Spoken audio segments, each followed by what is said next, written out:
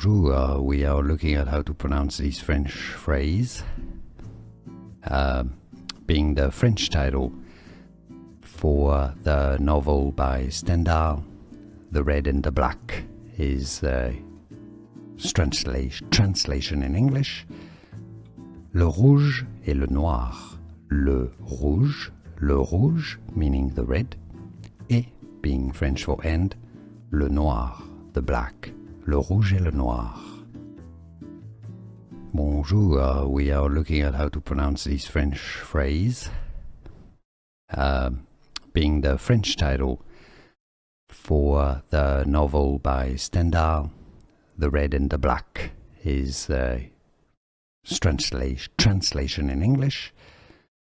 Le rouge et le noir. Le rouge meaning the red, et being French for and, le noir, the black. Le rouge et le noir.